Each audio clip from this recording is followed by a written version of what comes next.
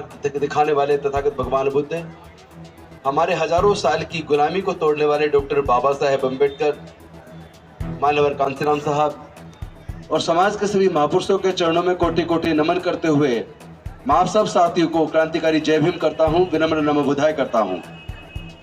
सीधी मुद्दे पे आता हूं। जो 18 मार्च 1956 को बड़े दुखी मन से डॉक्टर बाबा साहेब अम्बेडकर जी ने आगरा की धरती पर जो अपने समाज के पढ़े लिखे लोगों से जो अपेक्षा की थी, लेकिन वो पढ़ा लिखा समाज हमारा उस वक्त उनकी अपेक्षाओं पे खरा नहीं उतरा था, जिसकी वजह से उनका जो दर्द छलक उठा और वो बात उन्होंने कही कि बड़ी मुश्किलों से मैं इस कारवां को यहां तक लेकर आया, लेकिन मुझे लग रहा है कि कोई इसको आगे ले जाने वाला दिख नहीं रहा है। और वो उम्मीद करते थे कि मेरे आने वाले न्यायी इस कारवां को किसी भी तरीके से अगर आगे ना ले जा पाए तो कम से कम रोक के रखे, पीछे ना जाने दें।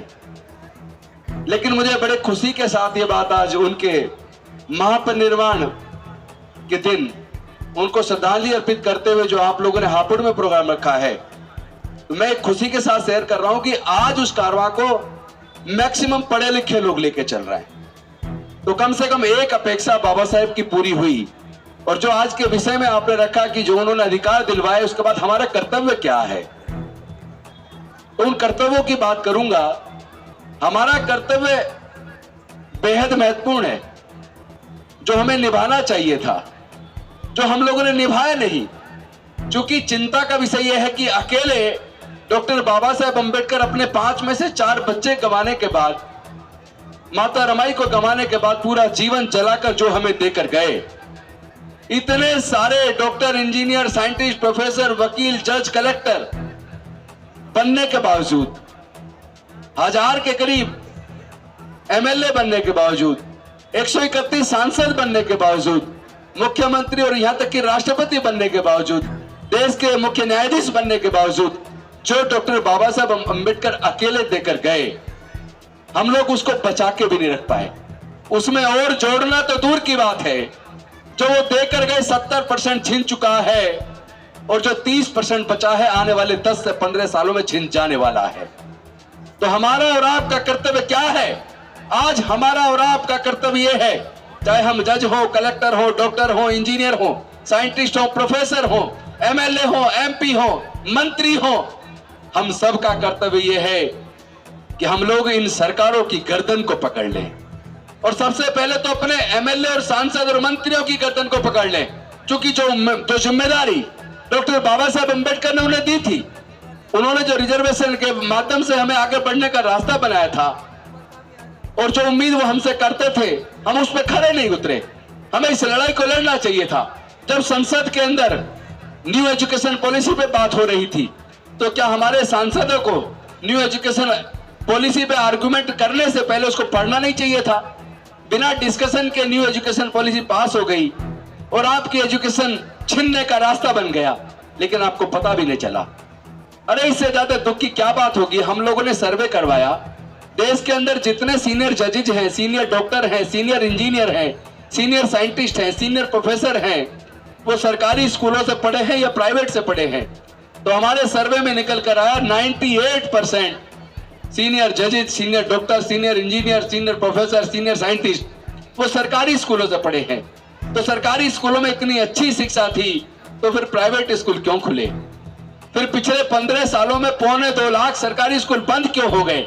ये सरकारी आंकड़े, मेरे अपना आंकड़ा नहीं है। पिछले 15 से 20 सालों में लगभग 2.25 लाख सरकारी स्कूल बंद हो गए हैं और एक के बाद एक प्राइवेट स्कूल खुलते जा रहे हैं।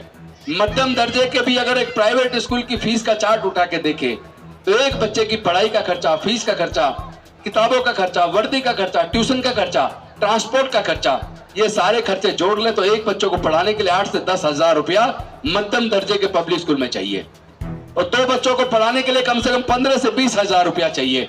मैं आप सबसे पूछना चाहता हूं, हमारा तो 99% SC ST ऐसा है कि जिनके पूरे परिवार की इनकम अगर जोड़ ली जाए तो 99% की इनकम हर महीने 5,000 से लेकर 20,000 के बीच में निकलेगी।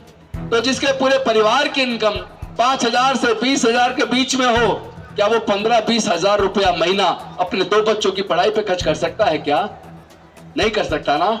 और अगर उसके बाद भी किसी तरीके से बच्चा सरकारी स्कूलों में पढ़ के आगे बढ़ जाए, उन सरकारी स्कूलों से जिनको बिल्कुल बर्बाद कर दिया, जहां पढ़ाई का माहौल ही नहीं छोड़ा, फिर भी किसी बच्चे के अंदर एक नेचुरल एक इस तरह की प्रतिभाएं होती हैं कि वो बच्चा उसके बाद भी मेहनत करके आगे आ जाता है। अब बच्चा सपने देखता, मैं डॉक्टर बनूंगा, इंजीनियर बनूंगा, वकील बनूंगा, लेकिन उसके लिए एंट्रेंस एग्जाम है, एंट्रेंस एग्जाम के लिए कोचिंग है। पहले तो 2-3 लाख रुपए कोचिंग का इंतजाम करो, और वो भी कहीं से कर्ज पानी करके कर लिया, और आपके बच्चे नेशनल जो एग्जाम होता है, एलिजिबिलिटी जो टेस्ट होता है, उस एग्जाम को पास कर ले, इंजीनियरिंग में उसका सिलेक्शन हो जाए। जैसे दिल्ली का Delhi technical university, Netaji Subhash university of technology, उनकी फीस उठाकर देखिए, 1 साल की फीस 2.5 लाख रुपए से ज्यादा है। 1 साल की हॉस्टल का खर्चा अलग, खाने का खर्चा अलग, किताबों का खर्चा अलग, बाकी खर्चे अलग, सारे खर्चे जोड़ लिए जाए तो 1 साल के अंदर लगभग 3.5 लाख रुपया खर्च होता है। और 4 साल का ये डिग्री है, तो 4 साल की डिग्री करने के लिए 14 से 15 लाख रुपया चाहिए। मैं आप सबसे पूछना चाहता हूं, जितने देश के दलित, पिछड़े, आदिवासी हैं, खासतौर पर अगर SC ST की बात करें, तो 99% लोग क्या अपने बच्चे की एक डिग्री कराने के लिए इंजीनियरिंग की क्या 15 लाख रुपया खर्च कर सकते हैं क्या? 1% लोग कर सकते हैं, लेकिन 99% लोग नहीं कर पाएंगे। यानी कि बच्चा काबिल है, एग्जाम एंट्रेंस का पास कर लिया, लेकिन उसके माँ बाप के पास जमा करने के लिए पैसे नहीं है, उसकी पढ़ाई तो ही छूट जाएगी। 12वीं पढ़ के कोई क्या बन जाएगा? और आप देखें, लॉ के अंदर, नेशनल लॉ यूनिवर्सिटी के अंदर 5 साल का कोर्स है, लगभग 2.25 लाख रुपए फीस है 1 साल की, हॉस्टल का खर्चा अलग, किताबों का अलग, बाकी सारे खर्चे जोड़ लिए जाएं तो कम से कम 20 लाख रुपया चाहिए 5 साल की लॉ की डिग्री कराने के लिए। और केवल लॉ की डिग्री कर लेने से नौकरी नहीं मिल जाती, या तो वकालत करे या फिर कंपटीशन में वहां भी तैयारी करे।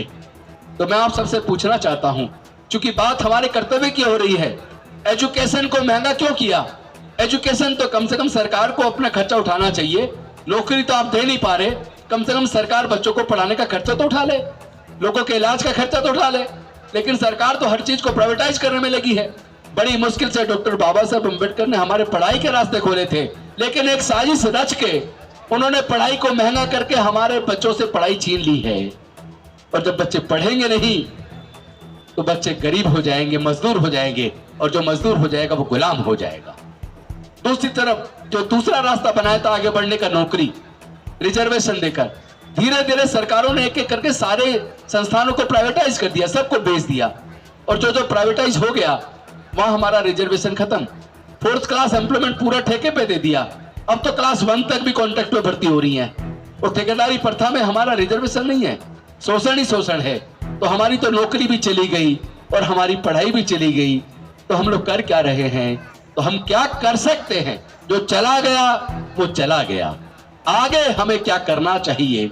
हमें यह करना चाहिए, ऐसे लोग, ऐसे विधायक और सांसद और मंत्री, जो लोग जब सब कुछ बिक रहा था तब भी कुछ नहीं बोल रहे थे, आज हमारे लोगों का शोषण हो रहा है, आज भी कुछ नहीं बोल रहे हैं, तो कम से कम एक संकल्प तो कर लो, किसी भी कीमत पे ऐसे लोगों को जीतने मत दो।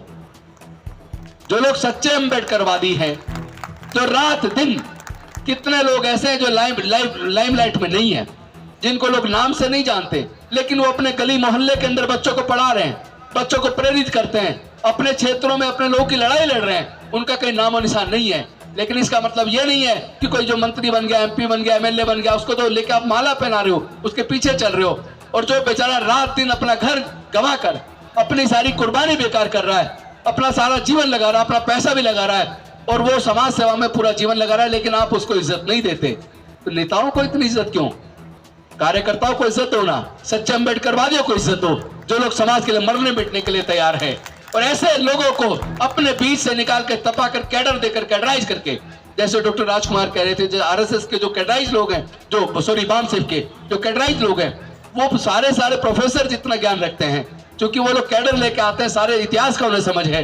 तो अपने कैडराइज लोगों को आप संसद में भेजो, अपने कैडराइज लोगों को आप विधानसभाओं में भेजो, और अपने लोगों को इतना एकजुट करके ताकतवर बनाओ कि वो सरकार से कह सके कि हम उस सरकार के साथ होंगे जो हमारे बच्चों की पढ़ाई का खर्चा उठा पाए। वरना हम सारे के सारे मिलकर एकजुट होकर अपनी सरकार बना रहे हैं। आज जो सांसद हैं उसमें भी अगर SC, ST, OBC और माइनॉरिटी के अगर सांसदों की संख्या देखो, कम से कम 250 सांसद हैं। 350 का मतलब बहुमत में है। अगर वो लोग केवल एक डिमांड कर दें कि या तो हमारे जितना भी बच्चा पढ़ना चाहे उसकी पूरी पढ़ाई का खर्चा सरकार उठाए, पूरे इलाज का खर्चा सरकार उठाए, और अगर सरकार इसके लिए तैयार नहीं है तो हम चाहे किसी भी पार्टी में हैं, हम लोग सब लोग मिलके आप सबका बहिष्कार करके अपनी सरकार बना रहे हैं। एक दिन के अंदर पूरे देश की तस्वीर बदल जाएगी। लेकिन हमें कर्तव्य का बोध तो हो, हम कर्तव्य की बात करें लेकिन निभाए नहीं। हम लोग जिस पार्टी से टिकट लें और जीतने के बाद इतने ज्यादा अंधे हो जाएं और इतने डरने लगे कि अगली बार हमारा टिकट कट जाएगा। अरे मैं पूछना चाहता हूं, वो होते कौन है आपका टिकट काटने वाले? 12% लोग 88% लोगों का टिकट काट सकते हैं क्या? अगर देश के SC, ST, OBC और माइनॉरिटी तय कर लें कि हम ऐसे टिकट काटने वाले 12% लोगों का टिकट काट देंगे, हम उनको वोट ही नहीं देंगे, हम केवल अपना वोट बहुजन समाज के नेताओं को देंगे, ये तो कल ही जमीन पर आ जाएंगे, कल ही हाथ जोड़ के आपके बीच आके कहेंगे आपको चाहिए क्या।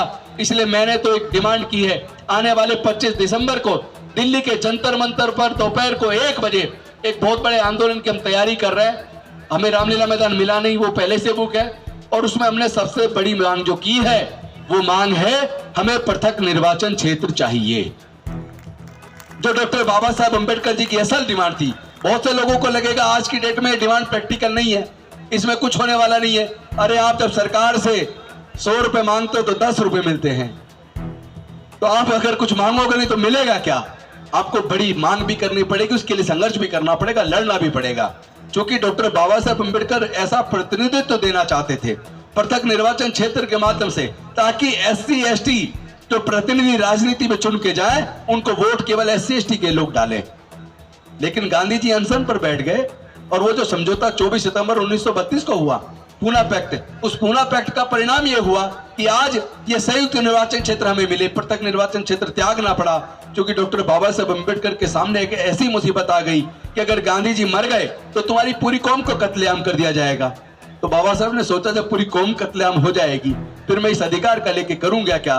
मजबूरी में बड़े दुखी मन से उनको समझौता करना पड़ा, और उसमें पृथक निर्वाचन क्षेत्र के बदले में हमें संयुक्त निर्वाचन क्षेत्र मिला, जिसमें जनरल कैटेगरी के लोग भी वोट डालते हैं। तो जो चुन के जा रहा है उसको केवल SC, ST के लोग नहीं चुन रहे, उनको जनरल के भी लोग चुन रहे हैं। तो वो प्रतिनिधि केवल हमारा नहीं है, इसीलिए वो हमारा सच्चा प्रतिनिधि भी नहीं बन पा रहा। वो अपने पार्टी लाइन पे रहता है और वो पार्टी के सामने इतना डरा हुआ, सहमा हुआ रहता है, उसे लगता है तेरा टिकट कट जाएगा। तो मैं आपको ये कहना चाहता हूं, कोई किसी का टिकट नहीं काट सकता जब तक कि अगर आप एकजुट हो जाएं तो आपकी तरफ कोई आंख उठाकर नहीं देख सकता। आपकी संख्या 88% है, 12% की क्या ताकत। लेकिन दिक्कत यह कि ये 12% लोग क्यों राज कर रहे हैं? क्योंकि वो एकजुट हैं। हम लोग जाति में बटे हैं।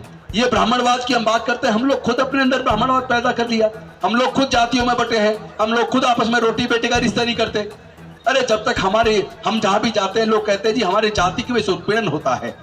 एक बार मैं लखनऊ के अंदर था, वो गांधी सभागार के अंदर, मैंने उसमें पूछा लोगों से कि भाई कितने लोग यहाँ जो अपनी जाति पे गर्व करना चाहते हैं, कितने लोग मानते हैं कि हमें अपनी जाति पे गर्व करना चाहिए।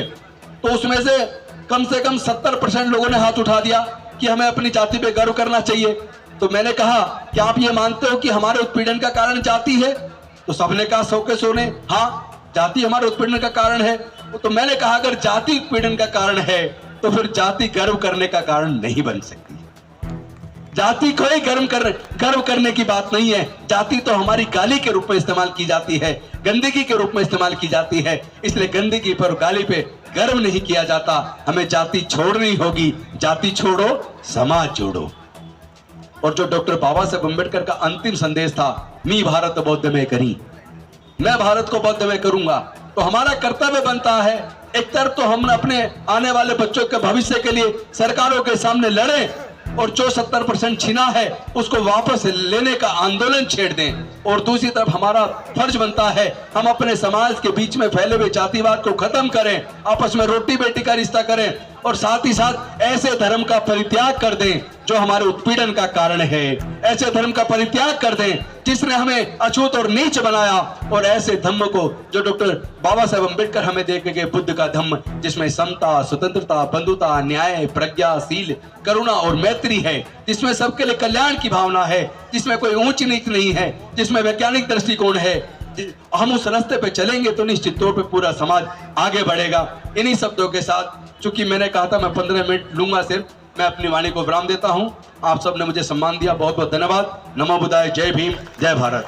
आप लोग भी आइए। ये तो मैंने एक डिमांड बताई है, ठेकेदारी प्रथा खत्म की जाए, सारी जो सरकारी नौकरियां खत्म की गई हैं, जो उपक्रम बेचे गए हैं, उनको वापस राष्ट्रीयकरण किया जाए। क्योंकि इंदिरा गांधी के टाइम पे सारे बैंक प्राइवेटाइज होते थे, सारी इंश्योरेंस कंपनी प्राइवेट होती थी, उनका राष्ट्रीयकरण हुआ।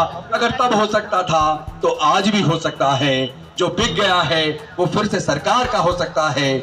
जमीन, जल जंगल, जमीन कोई माँ के पेट से लेके पैदा नहीं हुआ, उसमें हमारा हिस्सा कहाँ है, वो हक हमें लेना है, उसके लिए लड़ना है। बहुत बहुत धन्यवाद। नमो बुद्धाय, जय भीम, जय भारत।